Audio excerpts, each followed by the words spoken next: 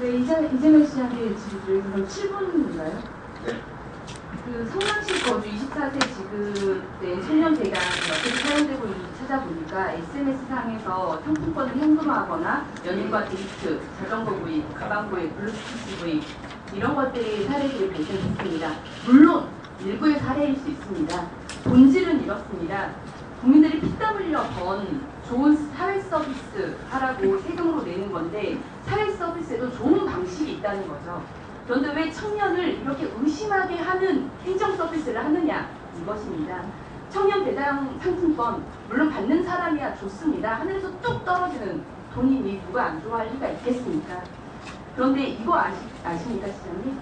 내가 하는 무상복지다 대대적으로 홍보하고 계시지만 이 24살 청년들에게 준 돈 어떻게 보면 25살 청년들에게는 내가 첫 일자리를 갖고 열심히 일해서 번 돈으로 나가는 세금일 수 있다는 겁니다.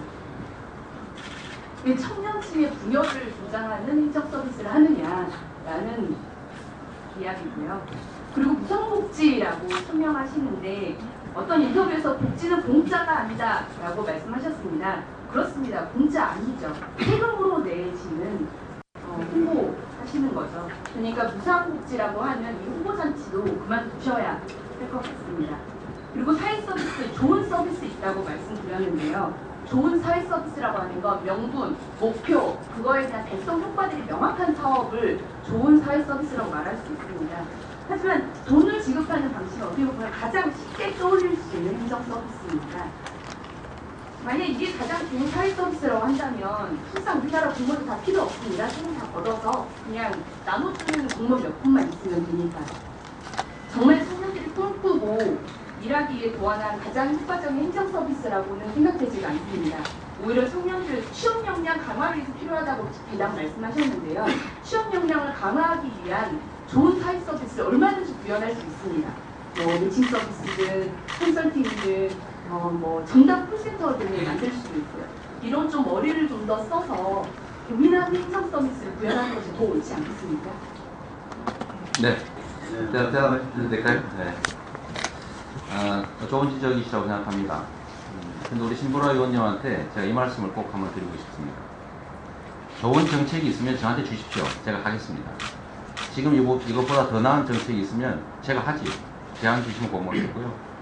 대한민국 정부에서 과연 청년들의 복지 향상이나 아니면 취업 지원을 위해서 실제 뭘 했느냐. 과연 청년들이 과연 기성세대보다도 더 나은 옛날로 치면은 그야말로 젊어서 고생은 사서도 해도 괜찮은 그런 세대냐. 우리 신보라 의원님은 의원님 되셨으니까 이미 기득권 사회에 들어오셨어요. 그러나 분명하게 말할 것은 대한민국 사회에서 청년들은 이미 역사상 가장 어려운 취약계층이 되고 말았습니다. 기성세대도 그렇게 생각합니다. 신규 세대, 청년 세대도 이미 우리는 아버지 세대보다 더 상황이 나쁠 거라고 생각하죠. 그런데 여기에 대해서 우리 정부에서 또는 국가 차원에서 한 정책들은 실제 2년 동안에 어디 취업을 하면 한 달에 50만 원씩 지원하는 그런 정책들도 해봤고 여러 가지 정책을 했습니다만 청년들이 대한민국을 헬조선이다 탈출하고 싶다고 말하는 이 현상은 결코 개선되지 않았거든요. 더 나빠졌습니다. 그 부분은 다 공통적인 잠깐만요. 내용이니까요. 그래서 성남시는 청년들 위한 정책을 뭔가는 해야 된다고 생각했습니다. 제가 분명히 말씀드릴 거는 정부는 서민 증세하고 국가 빚 늘려가면서 복지들 축소해 갔지만 성남시는 정해진 세금 잘 관리해서 빚 갚고 정부 지원 받지 않고 빚내지 않으면서 세금 아껴서 새로운 복지 정책을 만들었고 그 중에서 노인복지, 그 다음에 보육복지, 교육복지 이런 거 다 하고 난 마지막 단계에 청년복지로 이거 청년배당 시작했거든요. 그런데 만약에 저희가 예산을 아껴서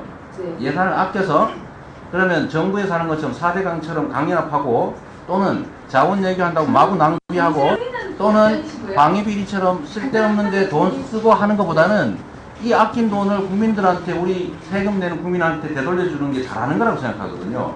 그리고 방식에 제가 그 말씀 아까 질문하신 거를 지금 제가 답변하고 있는 중이에요. 써놓고 순서대로 그 말씀.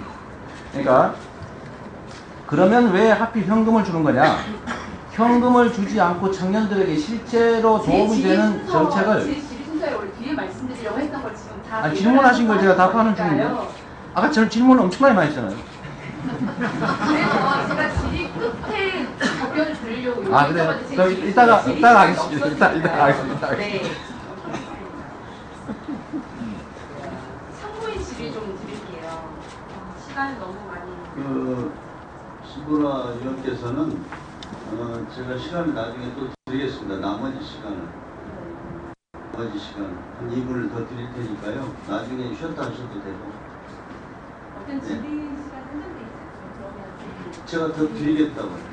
아니 왜 그러냐면 아까 저희 회의 시작 전에 간사들끼리도 이재명 증인에 대해서는 먼저 질문하실 의원님들이 다 하고 먼저 보내고 나서 그 다음부터 진행하자 이렇게 했습니다. 그래서 아니 근데 제가 질의한 시간만큼보다 더 많은 답변 시간을 지금 갖고 제가 충분하게 편하게 말씀을 해서 충분하게 제가 시간 답변을 드리겠습니다. 하는 건 답변 시간은 제가 질의한 시간보다 지금 더 많은 시간을 쓰시고 답변하고 계시지 않습니까? 근데 사대강이 어쩌고 저쩌고 논점을 흐리는 방식으로 아니, 논점 흐리는 게 아니라 마시고요. 제가 아낀 예산을 어디다 쓸까를 물어본 거예요. 예산을 아껴서 어디다 쓸까요? 1분 안에 정리해서 말씀해 주십시오. 네.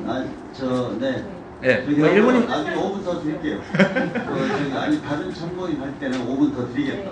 그러니까 일단 마무리를 해주시죠. 네, 제가 답변할 시간은 위원장님께서 정해 주실 테니까요. 그래서 아까 말씀 많이 드리면 그러면 시는 자치단체들은 세금을 자체로 책정할 권한도 없는데 이미 정해진 예산을 가지고 최대한 아껴서 어디다 쓸 것이냐를 결정하지 않습니까? 그러면 저희가 예산을 많이 아껴서 빚 갚고 그 다음에 여력이 생겨서 그걸 이런저런 복지하다가 또 더 아껴서 또 여력을 만들면 그거를 그러면 과거로 되돌아가서 토목공단 쓸데없는 예산 낭비하라고 권장할 수는 없지 않습니까? 그래서 그거를 저희가 기존에 꼭 필요한데 노인복지, 보육복지, 교육복지, 장애인복지 다 하고 난 다음에 그 다음 순위로 뒤에 밀려있던 새로운 복지들을 한 거예요. 청년도 마찬가지란 말이죠. 우리가 성남시가 지출하는 복지 예산 약 6천억 가까이 중에서 노인복지는 30 몇 프로 되지만 사실 청년복지는 1%가 안 됩니다. 그런데 요거 해봤자 1% 겨우 넘어요.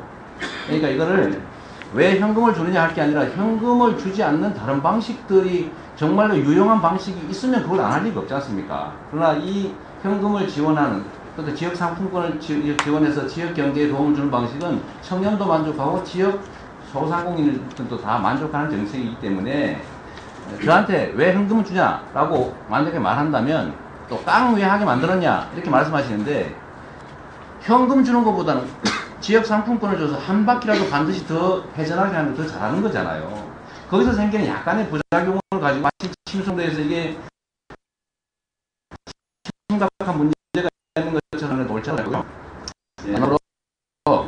마지막으로 요새 홍보수단으로 썼다고 하는데 홍보수단으로 쓴 게 아니고요. 복지 지출을 한 겁니다. 대체적으로 보면 국민한테 복지 많이 하면 국민 나태해진다 이런 생각하는 분들이 있던데 복지를 늘리는 것은 헌법 34조에서 저는 국가의 의무고 세금을 내는 국민의 권리죠. 필수 비용을 최소한으로 줄여 쓰고 최대한으로 아껴서 국민의 삶을 개선하는데 지출하는 건 칭찬받아 마땅한 일인데 제가 왜 이걸 가지고 포퓰리스트는 이런 비난을 받는지 저는 이해가 전혀 되지 않습니다. 네. 이상입니다.